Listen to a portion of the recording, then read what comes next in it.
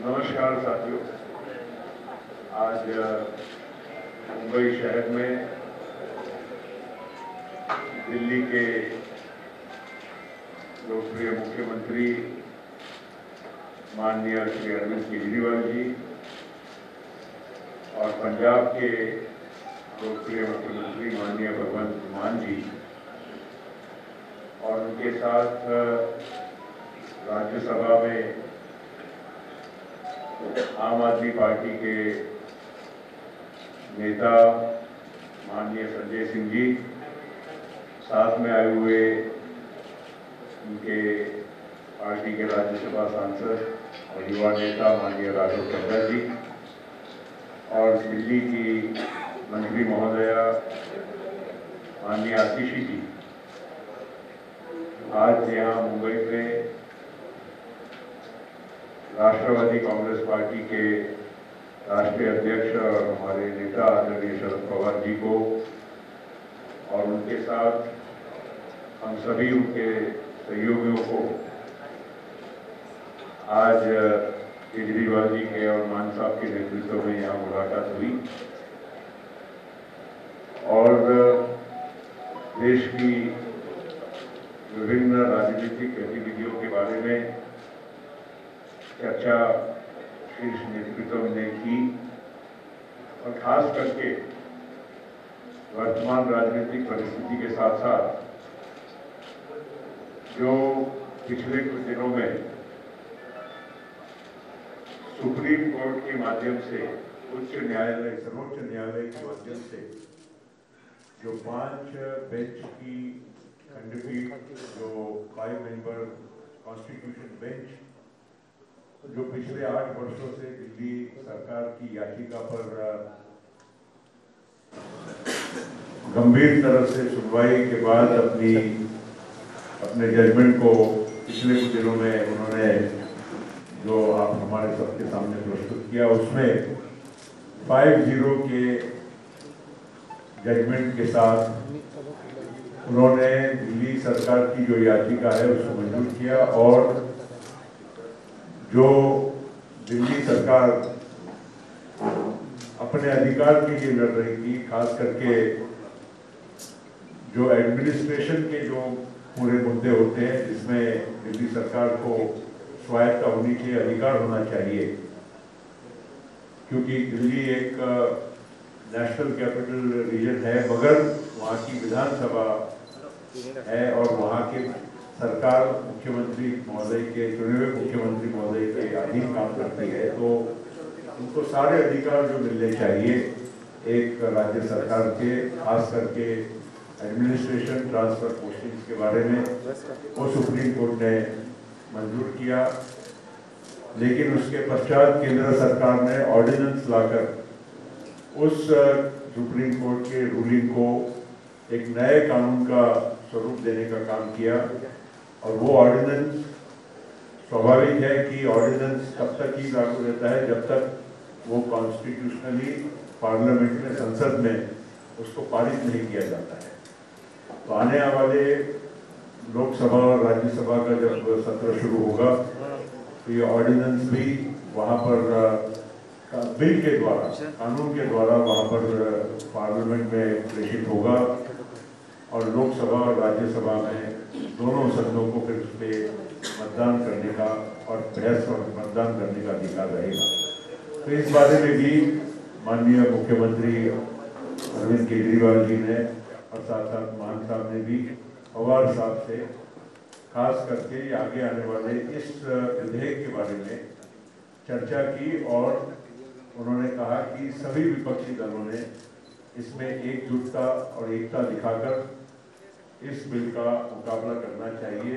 सरकार की जो नीति है जिसके वजह से एक गलत एक परंपरा की शुरुआत हो रही है, जहां एक चुनी हुई सरकार का अधिकार छीना जा रहा है और जो इनके आने के पूर्व जो सरकार थी जिसको कभी इस तरह का कभी कोई समस्या का सामना नहीं करना पड़ा, लेकिन आज केंद्र और राज्य के बीच में जो संघर्ष के वजह से दिल्ली के प्रशासन पर बहुत उसका विपरीत परिणाम हो रहा है, तो उन्होंने पवार साहब को गुजारिश की एनसीपी के नेता के नाते भी और साथ साथ में देश के वरिष्ठ राजनेता के नाते कि उन्होंने भी इस मामले में एक मत बनाने की पूरे विपक्षी दलों ने कोशिश करना चाहिए, ताकि ये बिल को वहाँ पर खास करके राज्यसभा में, क्योंकि लोकसभा की तो संख्या सभी को मालूम है, लेकिन राज्यसभा में संख्या किसी का भी स्पष्ट बहुमत नहीं बनता है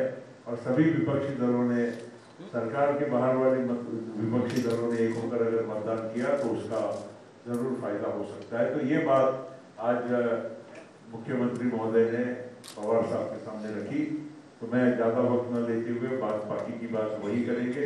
मैं पुनश्च राष्ट्रवादी कांग्रेस पार्टी की ओर से, पवार साहब की ओर से मैं अरविंद केजरीवाल जी का, भगवंत मान साहब का और बाकी आए हुए सभी अतिथियों का हार्दिक स्वागत करता हूँ।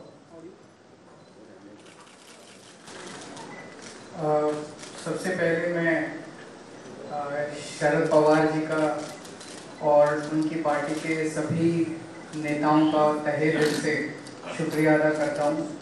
आज मैं भगवंत मान साहब और हमारे सभी साथी शरद पवार जी के साथ और उनकी पूरे सभी नेताओं के साथ यहाँ मिलने के लिए आए थे। आप सब लोग जानते हैं कि दिल्ली के लोगों के साथ बहुत अन्याय हुआ है। 2015 में जब हमारी सरकार बनी थी तो 23 मई 2015 को एक सिंपल सा नोटिफिकेशन जारी करके केंद्र सरकार ने दिल्ली सरकार की सर्विसेज की अधिकारियों के ऊपर कंट्रोल करने की सारी पावर छीन ली। 2015 से लेके 23 मई 2015, अब मई 2023 हो गया। 8 साल से हम लोग कोर्ट कचहरी के चक्कर दिल्ली के लोग काट रहे थे।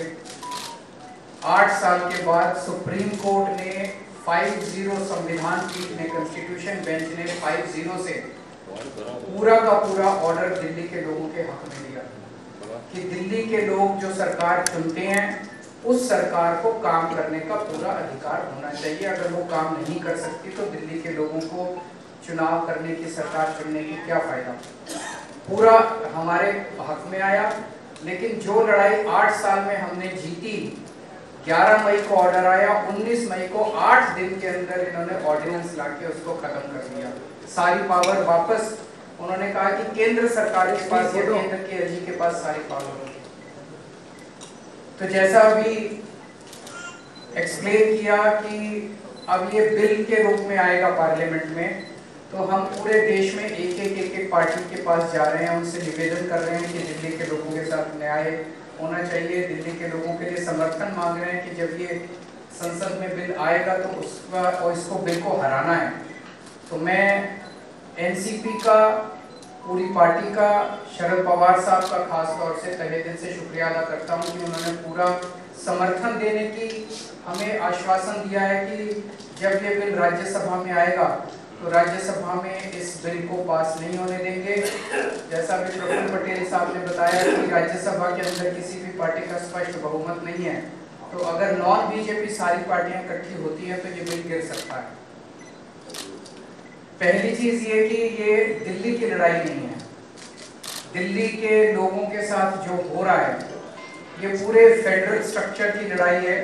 जिस तरह से पूरे देश के अंदर किसी भी राज्य में अगर वहां के लोग नॉन बीजेपी पार्टी को वोट देके उसकी सरकार बनाते हैं तो भारतीय जनता पार्टी की केंद्र सरकार उनके साथ 3 बर्ताव करती है। पहला, या तो उनके विधायकों को खरीद के उनकी सरकार गिरा देती है और बीजेपी की सरकार बना देती है। दूसरा, या फिर ईडी और सीबीआई को भेज के उनके विधायकों को डरा के, धमका के, पार्टी को तोड़ के, सरकार को तोड़ के उनकी सरकार गिरा देती है और अपनी बीजेपी की सरकार बना लेती है। और तीसरा, अगर ना बिके ना टूटे तो फिर अध्यादेश लाके, ऑर्डिनेंस लाके गवर्नर के जरिए उनको काम नहीं करने दिया जाता। ये देश के लिए बहुत खतरनाक स्थिति है और मैं समझता हूँ महाराष्ट्र के अंदर आप सब लोग इसके भुक्तभोगी हैं। हमने कुछ महीने पहले देखा कि यहाँ पे किस तरह से जनता के द्वारा चुनी गई सरकार को किस तरह से ईडी के द्वारा, सीबीआई के द्वारा, पैसों के द्वारा तोड़ के, एमएलए को तोड़ के और पूरी सरकार को गिरा दिया गया। ये देश के लिए अच्छी परिस्थिति नहीं है। कि अगर केंद्र सरकार, अगर उन्होंने मैसेज दिया है कि अगर कोई बीजेपी को वोट नहीं देगा, बीजेपी की सरकार नहीं बनाएगा, तो हम सरकार चलने नहीं देंगे या सरकार तोड़ देंगे। ये देश के लिए बहुत खतरनाक स्थिति है। तो हम पूरे देश के लोगों के पास जा रहे हैं, लोगों को जोड़ रहे हैं। लोग पूछते हैं ये विपक्ष की एकता है क्या? ये पक्ष और विपक्ष की बात नहीं है, ये देश की बात है, देशभक्तों की बात है। देश, जितने इस देश के अंदर देश को चाहने वाले लोग हैं, जितने इस देश के अंदर देश को चाहने वाली पार्टियां हैं, उन सबको इकट्ठा कर रहे हैं हम लोग। तो जितने देश को चाहने, कोई देश को चाहने वाला व्यक्ति ये नहीं बोल सकता कि भाई इस तरह से चुनी हुई सरकारों को तोड़ के, खरीद के, अध्यादेश जारी करके काम ना करने दिया जाए। तो मैं फिर से तहे दिल से शुक्रिया अदा करना चाहता हूँ शरद पवार साहब का कि आपने हमें, और शरद पवार साहब देश के, आज मैं समझता हूँ कि he is one of the tallest leaders which the country has. तो हम शरद पवार जी से हमने निवेदन किया कि आपका तो सहयोग मिलेगा ही, लेकिन आप सारी पार्टियों से बात करके उनको सबको भी इस बिल के खिलाफ इकट्ठा करेंगे। और मैं समझता हूं कि अगर ये राज्यसभा में बिल गिर जाता है, बीजेपी पास नहीं करवा पाती है, तो ये आप इसको 2024 का सेमीफाइनल मानिएगा। फिर मैसेज ये होगा कि 2024 में मोदी जी की सरकार नहीं आ रही है। बहुत बहुत धन्यवाद, बहुत बहुत शुक्रिया पटेल साहब, हमारी पार्टी के प्रेसिडेंट अरविंद केजरीवाल साहब, और एनसीपी के नेता और देश के बड़े नेताओं में जिनका शुमार होता है माननीय शरद पवार जी, इन पार्टी के राज्यसभा के साथी सभी मीडिया वाले साथी। मैंने कुछ ज़्यादा नहीं बोलना, बहुत सीनियर लोग बैठे हैं, इन्होंने बोल दिया है। मैं सिर्फ इतना ही कहूँगा कि लोकतंत्र को बचाने की लड़ाई है। कहने को तो हम biggest democracy of the world कहते हैं, लेकिन अगर अंदर एक झात अंदर देखा जाए तो डेमोक्रेसी तो डे बाय डे ये हत्या कर रहे हैं डेमोक्रेसी की। चाहे वो मीडिया के जरिए करवा रहे हो, चाहे वो किसी को एमएलए को तोड़ के खरीद के करवा रहे हो, चाहे किसी को गिरफ्तार करके ईडी सीबीआई की पैसे करवा रहे हैं। जो गवर्नर हैं देश में वो स्टार कैंपेनर बन चुके हैं बीजेपी के, और जो राजभवन है वो इनके हेड ऑफिस बन चुके हैं बीजेपी के। गवर्नरों से हर रोज हिसाब मांगा जाता है कि कितनी बार तंग किया आपने चुने हुए मुख्यमंत्री को। अगर कोई गवर्नर कहता है जी मैं 3 दिन तंग नहीं कर पाया, तो उसकी गवर्नरी भी खतरे में हो जाती है कि आपको किस चीज़ के लिए लगाया था। तो ऐसा चल रहा है। दिल्ली में तो चलो एलजी को इन्होंने सरकार घोषित कर रखा है, तंग करना है। Punjab is a full state, हमें अपना बजट सेशन बुलाने के लिए सुप्रीम कोर्ट तक जाना पड़ा। गवर्नर जो है वो कह रहे मैं बजट सेशन नहीं होने दूंगा। सो देश में इलेक्टेड राज करेंगे या सिलेक्टेड राज करेंगे, सवाल ये है। तो फिर 140 करोड़ जनता जो है वो वोटिंग के लिए लाइन में क्यों लगती है? क्यों करोड़ों अरबों रुपया खर्चा जाता है अगर सिर्फ 30-31 गवर्नर और एक प्रधानमंत्री ने देश चलाना है? तो ये बहुत ही खतरनाक है फेडरल स्ट्रक्चर के लिए। हर रोज किसी न किसी तरीके से राज्यों के अधिकार छीने जा रहे हैं, चाहे वो शिक्षा के माध्यम से हो, चाहे वो हमारे पानी, जो पंजाब है पानी, सतलुज, हमारे पास ब्यास, पानियों के झगड़े हैं, चाहे वो पुलिसिंग, चाहे वो लॉ एंड ऑर्डर, हर बात में हस्तक्षेप करते हैं। इसलिए ये बहुत अच्छा एक, मैं तो कहूँगा कि भगवान ने मौका दिया है कि देश प्रेमियों को इकट्ठा होने का। और शरद पवार जी के लिए ये कोई मेरे ख्याल में बड़ी बात नहीं, क्योंकि इन्होंने देश पर इतने संकट देखे और उन संकट में से जब निकलना था तो ये उस कमेटी के या उस सलाहकार जो कमेटी बनती थी उसके मेंबर रहे हैं। बहुत बार देश पर इन्होंने संकट देखा और संकट को इन्होंने टाला भी और संकट से बाहर भी निकाला देश को। तो ये भी एक डेमोक्रेटिक संकट आ गया है देश पर। इसीलिए शरद पवार जी के यहाँ पर हम आए हैं कि आप एक बार फिर अपने अनुभव का इस्तेमाल करके और इस देश को बचाइए, इस देश की डेमोक्रेसी को बचाइए, ताकि हम आने वाली पीढ़ियों को ये जवाब दे सकें कि जब डेमोक्रेसी वो खत्म किया जा रहा था। तुम क्या कर रहे थे? कम से कम हम ये कह सकें कि हम ट्राई कर रहे थे, हम कोशिश कर रहे थे और हम किसी भी माध्यम से उनको रोकना चाह रहे थे। बहुत बहुत धन्यवाद।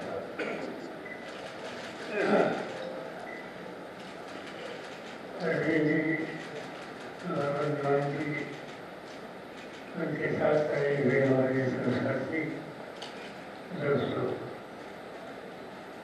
आज की जो प्रेस कॉन्फ्रेंस थी ये बड़ी इम्पोर्टेंट प्रेस कॉन्फ्रेंस थी, क्योंकि प्रेस कॉन्फ्रेंस से पहले हम साथियों के साथ देश के सामने एक नई समस्या पैदा हुई तो दिल्ली के और पंजाब के मुख्यमंत्री गवर्नर अच्छी तरह से देखेंगे।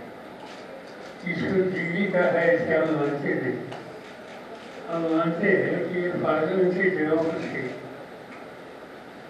बचानी है या नहीं, क्योंकि जो आघात हो रहा है दिल्ली में तो पार्लियामेंट्री डेमोक्रेटिक सिस्टम पर आघात हो रहा है। देश में प्रजातंत्र में चुनकर आई हुई सरकार वो राज करेगी, वो डिसीजन देगी या ऑफर के लोगों के थ्रू इलेक्टेड गवर्नमेंट को नजरअंदाज करने की प्रयास हो तो उनको कामयाबी मिलेगी। ये समस्या आज सबके सामने है और हमें ये लगता है कि ये समय कौन सी पार्टी का आप है या आपकी नीति क्या है इस पर बहस करने का समय नहीं।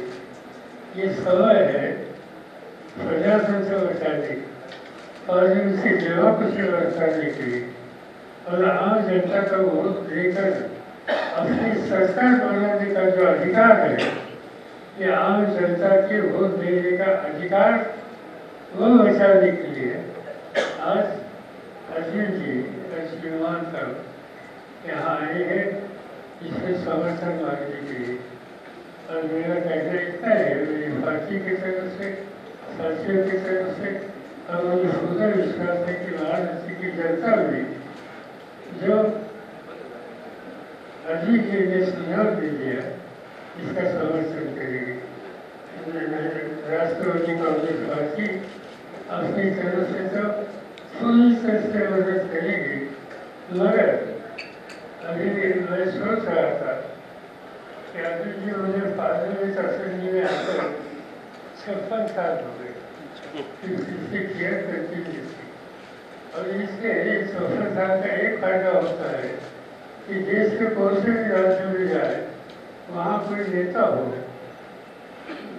पार्लियामेंट का मेंबर हो, राज्यसभा का मेंबर हो, उनसे कुछ न कुछ व्यक्तिगत रिश्ते कई सालों से पैदा हुए।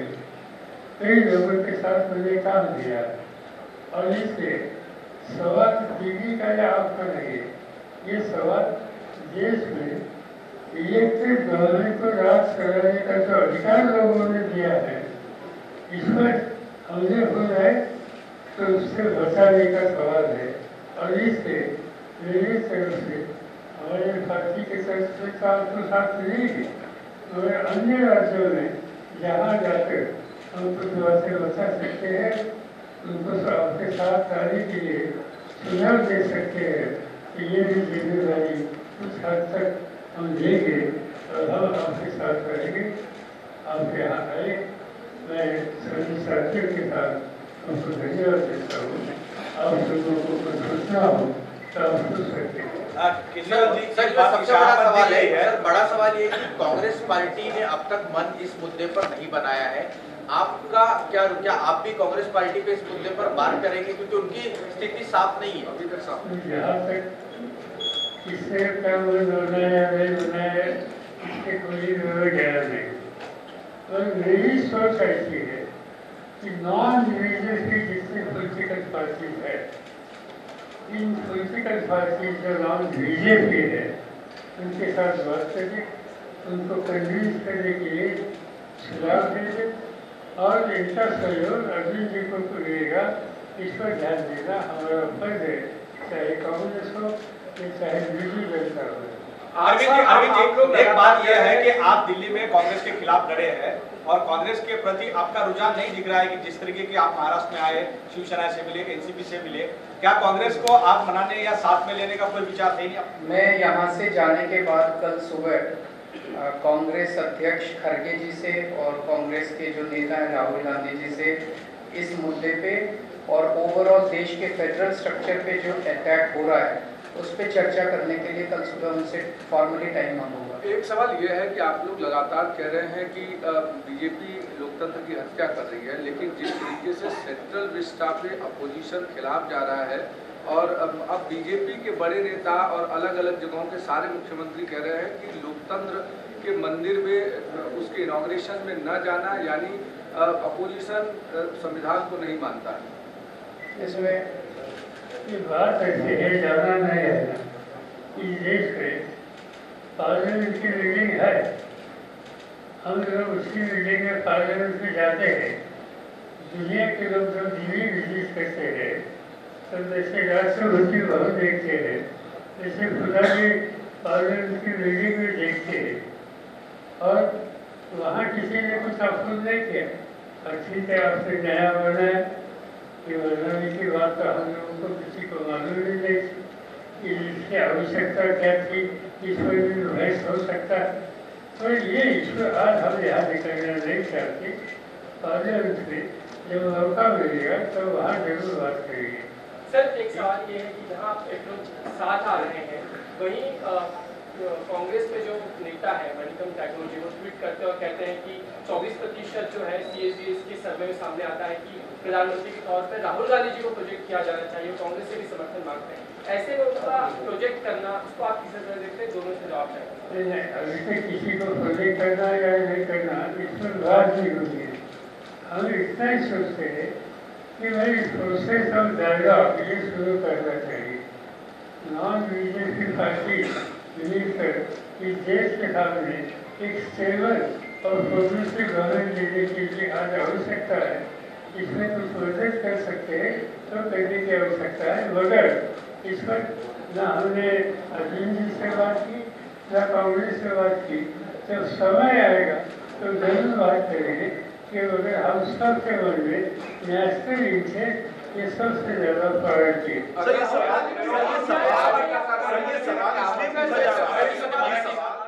इसलिए भी पूछा जा रहा है क्योंकि महाराष्ट्र की बात करें तो शिवसेना की तरफ से आता है, उद्धव ठाकरे की शिवसेना की तरफ से आता है कि हम 18 सीटों को लेकर पहले से ही अपना दावा कर रहे हैं, लोकसभा की सीटों को लेकर एनसीपी का अपना रुख है। तो वो जो बातचीत का प्रोसेस जिसके बारे में आप बात कर रहे हैं, तो वहाँ पे कहीं पर भी म्यूचुअल ग्राउंड बनता हुआ यहाँ पर तो नजर नहीं आ रहा है, इसलिए यह सवाल है। बात सीधी है कि हमने ये बात जरूर की, यहाँ 3 पार्टी मिलकर काम करना चाहते हैं। 3 पार्टी में 2 साथियों को डिस्कस करो और डिस्कशन की प्रोसेस शुरू करो। अभी तक वो प्रोसेस शुरू नहीं हुई, तो ये हो जाएगी। अब चिंता मत करो, यहाँ से ठीक रास्ता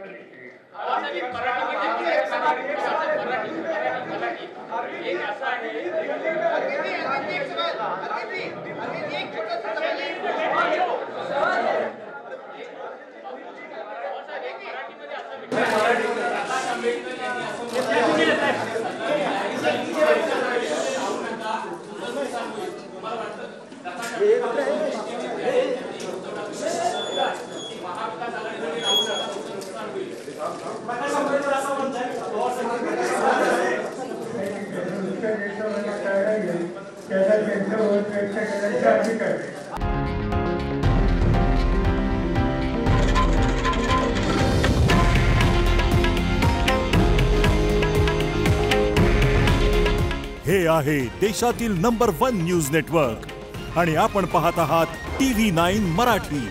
काळजी तुमची, हित महाराष्ट्राचं।